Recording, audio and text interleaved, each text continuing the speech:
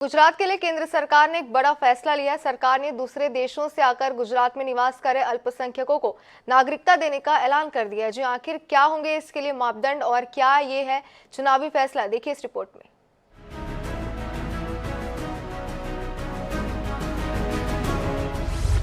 गुजरात में केंद्र सरकार का बड़ा फैसला। इन देशों के लोगों को दी जाएगी नागरिकता। केंद्र सरकार ने जारी की अधिसूचना। क्या ये रहेगा चुनाव में जीत का एजेंडा?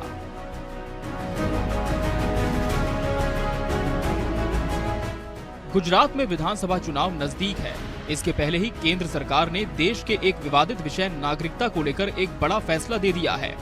नागरिकता कानूनों पर छिड़ी बहस के बीच केंद्रीय गृह मंत्रालय ने एक अधिसूचना जारी की है, जिसके मुताबिक गुजरात में जो हिंदू, सिख, बुद्ध, जैन, पारसी और ईसाई गुजरात के आणंद और महिसाणा जिले में रह रहे हैं, उन्हें नागरिकता अधिनियम 1955 की धारा 6 और नागरिकता नियम 2009 के प्रावधानों के तहत भारत के नागरिक के तौर पर रजिस्ट्रेशन की अनुमति दी जाएगी या नागरिकता प्रदान की जाएगी।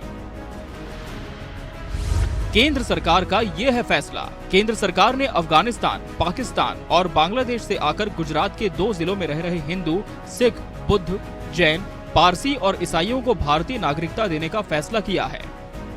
आपको बता दें कि केंद्र सरकार ने नागरिकता कानून 1955 के तहत नागरिकता देने का फैसला किया है, न कि विवादास्पद नागरिकता संशोधन अधिनियम 2019 CAA के तहत। क्या है बीजेपी का मास्टर प्लान? वर्तमान में गुजरात में बीजेपी की सरकार है, जिसका नेतृत्व भूपेंद्र पटेल बतौर मुख्यमंत्री कर रहे हैं। पीएम मोदी भी गुजरात दौरे पर चुनावी प्रचार के लिए आ चुके हैं और राष्ट्रीय एकता दिवस के दिन भी उनका यहां अहम कार्यक्रम हुआ। पीएम मोदी के दौरे को लेकर यह अनुमान बना हुआ था कि इसके बाद कोई बड़ी घोषणा गुजरात चुनाव से पहले सरकार की तरफ से हो सकती है। समझिए CAA कानून को। अब आपको CAA कानून के बारे में बताते हैं, जिसके तहत पाकिस्तान, अफगानिस्तान और बांग्लादेश से आए हिंदू, सिख, बुद्ध, जैन, पारसी और ईसाइयों को नागरिकता देने का प्रावधान है। लेकिन इस अधिनियम के तहत अभी तक सरकार ने नियम नहीं बनाए हैं, इसलिए अब तक किसी को भी इसके तहत नागरिकता नहीं दी जा सकती। कैसे मिलेगी नागरिकता? अब सवाल उठता है कि जिन्हें नागरिकता चाहिए वो इसके लिए कैसे पहल कर सकते हैं। तो आपको बता दें कि गुजरात के 2 जिलों में रहने वाले ऐसे लोगों को अपने आवेदन ऑनलाइन जमा करने होंगे। इसके बाद जिला स्तर पर कलेक्टर इसका वेरिफिकेशन करेगा। नोटिफिकेशन के मुताबिक आवेदन के साथ कलेक्टर अपनी रिपोर्ट केंद्र सरकार के पास भेजेगा। कलेक्टर पूरी प्रक्रिया के बाद संतुष्ट होने के बाद ही आवेदनकर्ता को भारतीय नागरिकता प्रदान करेगा और फिर इसका प्रमाण पत्र जारी हो जाएगा।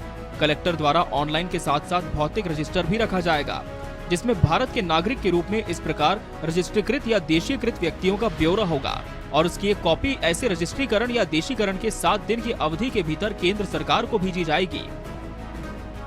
बहरहाल गुजरात चुनाव से पहले नागरिकता की सौगात किस तरह से यहां के वासियों को लुभा पाती है, ये देखना होगा।